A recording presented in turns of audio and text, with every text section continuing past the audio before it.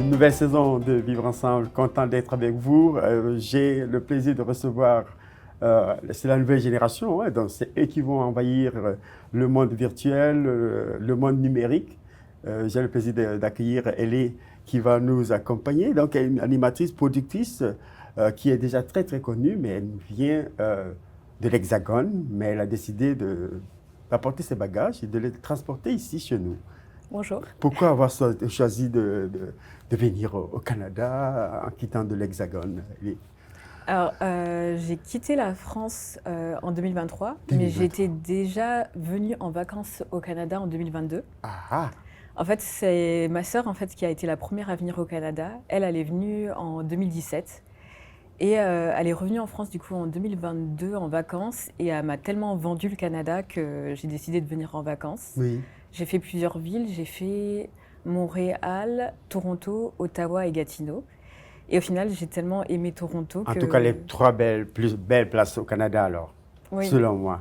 Ah Mais bon? si je suis biaisé, vous savez, mais Ok. Toronto, Ottawa et Montréal. Je vais souvent dans ces trois villes-là, c'est pour ça que je suis un peu biaisé. Hein, D'accord. Toronto, moi, c'est la ville que j'avais préféré Oui. faire en vacances. Du coup, en 2023, j'ai eu ma résidence permanente Oui. et je suis venue m'installer à Toronto. Par l'entrée express, en fait, vous avez, Oui. en faisant la recherche, j'ai vu que, en fait, c'est la preuve vivante que ça marche. Et Oui. vous êtes la preuve vivante que ceux qui passent par ce processus-là peuvent rentrer au Canada et avoir une deuxième, troisième, quatrième vie, en fait. Oui, exactement. Et pour le coup, Entrée Express, ça porte bien son nom.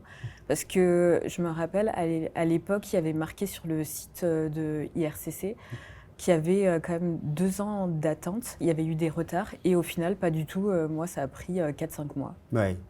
Et donc, le processus est passé. Mais une fois, qu'est-ce qu'il y a, au-delà du fait que vous avez dit, tu as dit tout à l'heure que tu as fait quand même un tour au Canada avant, Oui. passé des vacances, fait du repérage.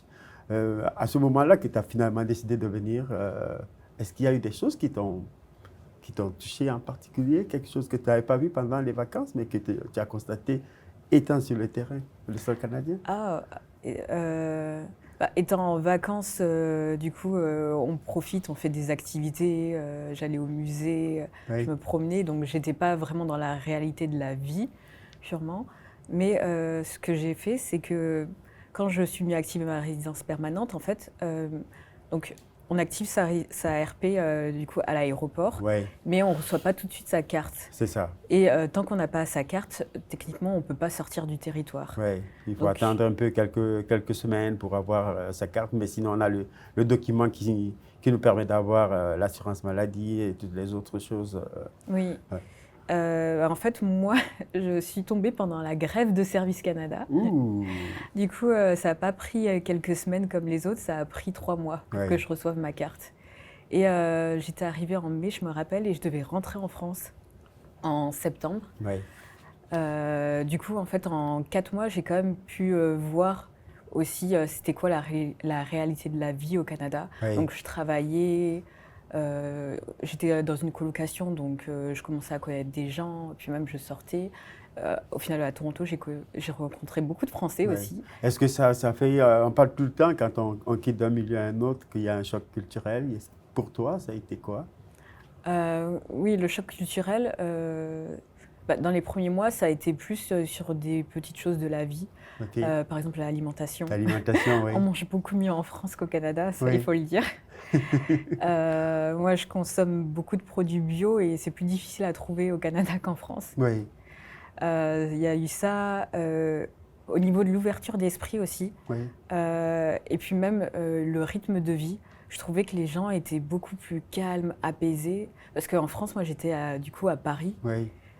Donc, c'était pas du tout le même rythme Ah oui, ça de roule, vie. hein? Oui. Donc ça, c'était différent. Même, j'ai remarqué, les gens, ils prennent le temps de marcher, alors que je me suis rendu compte, du coup, en venant au Canada, que je marchais très vite. Très vite, oui. Oui, Parce qu'en fait, aussi, la température a un impact sur la façon dont nous réagissons ici. oui, Parce qu'en hiver, à moins 40, oui, on a envie de prendre une marche, mais on a envie de la prendre rapidement parce qu'on va être gelé quand même aussi. oui. Oui, j'ai vécu mon premier hiver, du coup, au Canada aussi. Oui. Comment ça a été, celui-là? Tu es tombée quelques fois, non? Non, je ne suis pas tombée. Tu as glissé un peu? J'ai un peu glissé à Montréal. À Montréal, il y a beaucoup de verglas. Mais non, le premier hiver, ça va parce que c'était un hiver doux. Par contre, le dernier hiver, là, c'était horrible. Oui. Et donc, Hélé, il y avait déjà un parcours, il y avait déjà une formation, tu avais un bac+5. Oui. Et donc, comment tu as réussi à faire ta transition entre tes études et les choix d'emploi et de positionnement au niveau professionnel ici? En fait, j'ai eu beaucoup de chance parce que, en fait, en 2023, du coup, avant d'arriver au Canada même, en fait, moi, j'ai fait du repérage LinkedIn dans mon domaine. Sinon aussi, c'est un truc. Moi, j'avais pas envie de recommencer à zéro, donc je pense que je serais pas venue au Canada si j'aurais dû recommencer vraiment à zéro. Mais en fait, j'avais déjà trouvé du travail avant de venir au Canada. Bravo, oui. Donc, en fait, j'ai signé mon contrat juste avant de venir au Canada. J'ai fait les 4 mois. Ensuite, je suis repartie en France parce que normalement, en fait, j'étais censée, donc en septembre 2023, retourner en France pour travailler en France et déménager quelques mois après, donc en 2024 au Canada. Au final, j'ai changé d'avis. Je suis restée 1 mois en France et je suis revenue au Canada en octobre. Et la chance que j'ai eue, en fait, c'est que j'ai trouvé du travail dans mon domaine directement en revenant au Canada. Et donc, dans ce travail-là, vous avez continué vous êtes rentré directement à la culture de travail au Canada. Est-ce que vous en essayant de faire du parallèle avec celle en France, et comment est-ce que vous avez vu ça? Est-ce qu'il y a des choses qu'on fait différentes ici et comparé à au lieu d'origine où vous étiez, la France? Oui, alors oui, il y a quand même des différences. En fait, quand j'ai recommencé à travailler du coup au Canada, je faisais la même chose qu'en France, sauf qu'en France, je le faisais du coup pour l'Europe et le Royaume-Uni, et là, je le faisais pour le Canada. Du coup, ce qui était différent, c'était les lois, les règlements. Oui. Et tout à l'heure, avant l'émission, on parlait des enjeux linguistiques aussi, des accents et tout ça. Oui. Nous, ici, nous avons notre accent, que ce soit celui du Québec, celui franco-ontarien, franco-manitobain, etc.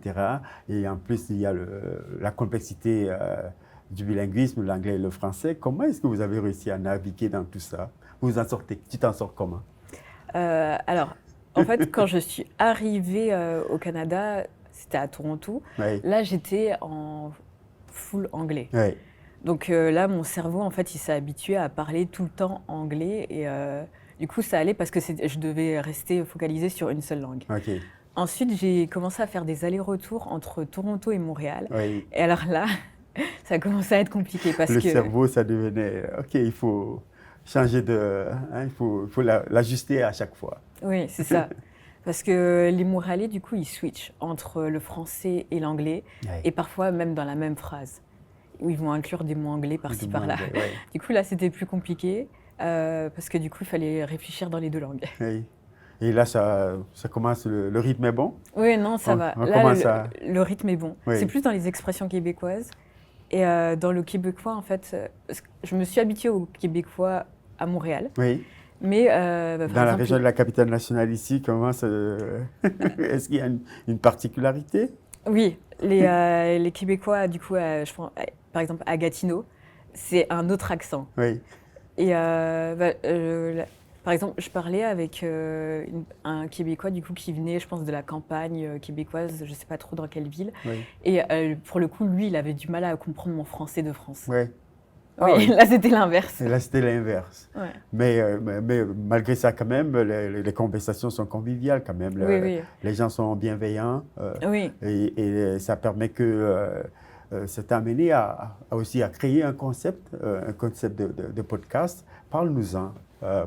Parlons Canada, c'est ça? Oui, c'est ça. Parlons Canada. L'idée vient comment? L'idée, en fait, je me suis rendu compte que, en tant que Française francophone, quand je suis arrivée du coup à Toronto, donc hors Québec, et j'ai trouvé que c'était beaucoup plus difficile d'avoir accès aux ressources pour les francophones. Par exemple, les services, ils sont censés être bilingues. Je parle par exemple du service de santé ou quand on va faire son permis de conduire. moi, j'amène mes documents de France. Donc, à chaque fois, je mettais qu'il me faut une personne française, en fait, C'est à ça. Service Ontario. Donc, quand on demande de cocher en français ou en anglais, parce qu'ils Ouais. sont un pays bilingue, alors il fallait cocher la langue maternelle. Et C'est le ça, français je pour mets, toi. même si je sais parler anglais, Anglais, oui. je mets service en français parce que mes documents sont en français Oui. et la personne du coup anglophone ne saura pas lire le français. Oui. Et par exemple, je me suis rendu compte que même en faisant ça, à chaque fois, Service Ontario, la personne qui parlait français n'était jamais là. Oui. Voilà, On trouvait toujours l'occasion pour dire ah, elle est absente pour vous amener directement à c'est vous ça, faire servir en anglais. en anglais. Pour le coup, moi, à chaque fois, je lui dis, ça me dérange pas, je peux parler en anglais et tout, mais mes documents, ils sont en français.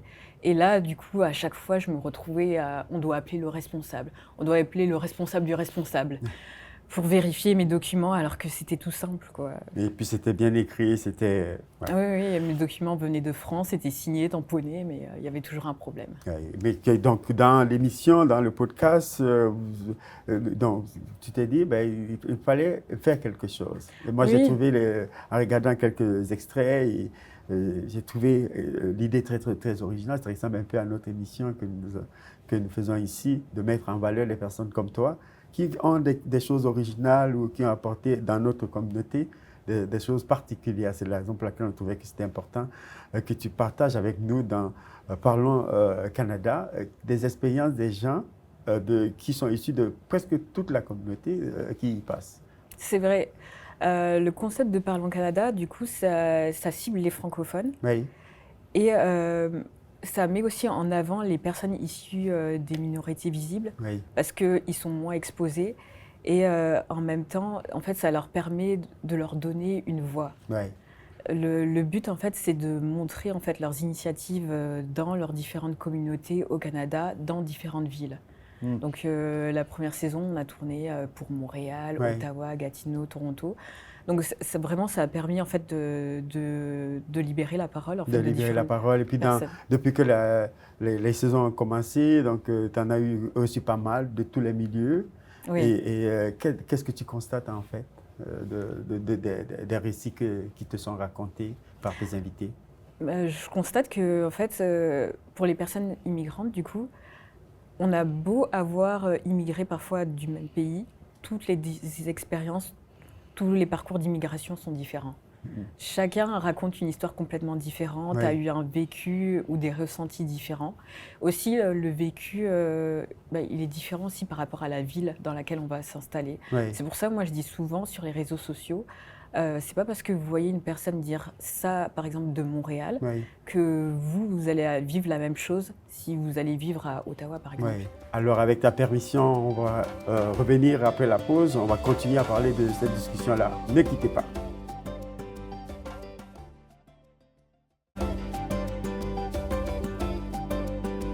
De retour avec la pause, toujours accompagnée de Ellie, animatrice, productrice, créatrice de contenu, en fait.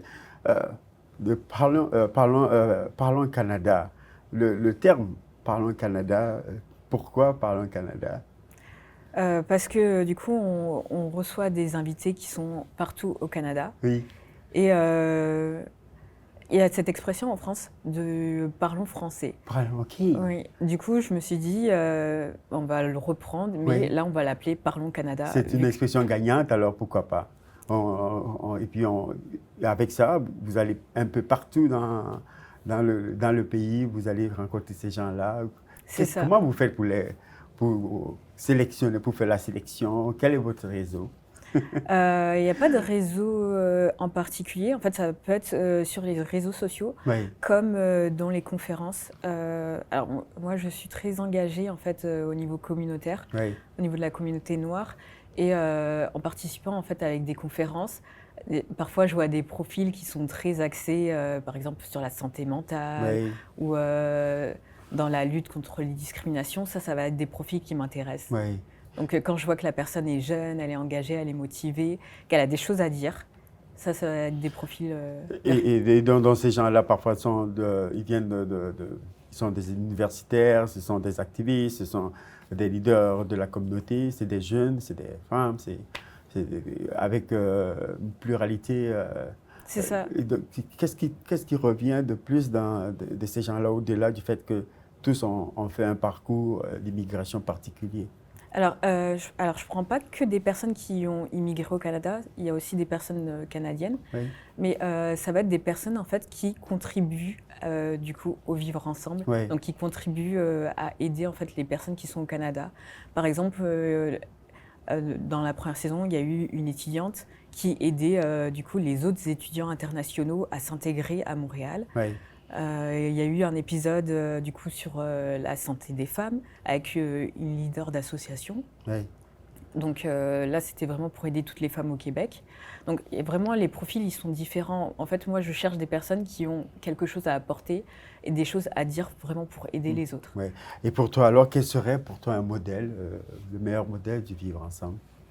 Un modèle en tant que personne ou En tant que personne, en tant que peut-être animatrice ou quelqu'un d'influence, parce qu'en fait, avoir une émission comme Parlons Canada, prendre la parole en public, interviewer toutes ces personnes-là, ça veut dire aussi, ça sous-entend aussi qu'on a quelque chose qui nous drive, en fait, si tu permets l'expression, sur les enjeux qui touchent les autres.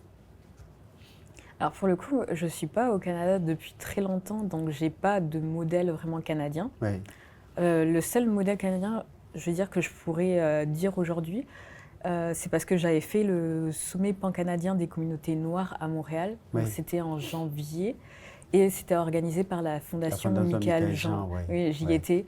Et pour le coup, je me rappelle, j'étais à la conférence Leadership féminin oui, et c'était incroyable parce que du coup, il y avait je ne sais pas combien on était, mais de femmes dans la salle.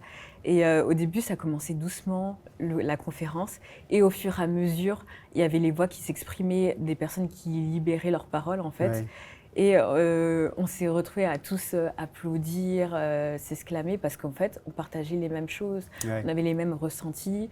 Pour certaines femmes, on subissait les mêmes discriminations. Et voilà, en fait, c'était un groupe de Oui. femmes qui ne se connaissaient pas, réunies au même endroit et qui en fait revendiquaient les mêmes choses. Mhm. Vous êtes femme, jeune, la porteuse d'espoir de la prochaine génération. Est-ce que ce manteau-là est trop lourd à porter parfois ou à chaque fois il faut jongler avec plusieurs identités? Je dirais pas lourd à porter parce que en fait en tant que jeune, je pense alors en France, en tant que jeune, je pense qu'on a du mal à être pris au sérieux. Ok, Parce qu'il y a l'agisme, tout simplement. Mais au Canada, je trouve que justement, les jeunes sont beaucoup plus pris au sérieux. En fait, oui, on accorde plus d'importance à leur opinion oui. parce qu'on sait que c'est quelque chose qui va nous faire avancer. La preuve en est que tout à l'heure, avant que tu n'arrives, donc on a demandé à toute notre équipe là, que ceux qui sont en train de voir cette émission ne voient pas. Et nous sommes pratiquement à 90 ou 80%, l'équipe est jeune. Et donc là, il a fallu qu'on demande à chacune son opinion sur comment est-ce que le studio est, comment mettre les choses. C'est important de considérer ces choses-là quand on travaille avec une équipe, en fait. Oui, c'est ça. Ouais. Parce que parfois on le dit, mais le vivre, c'est une autre chose. C'est une autre paire de manches, comme on dit en français canadien. Oui, c'est ça, il faut mettre la pratique. Ouais. Et donc, c'est ce que tu as découvert dans les sommets des communautés noires à Montréal. Oui, du coup, j'ai découvert du coup, des personnes du coup, influentes Ouais. au Canada.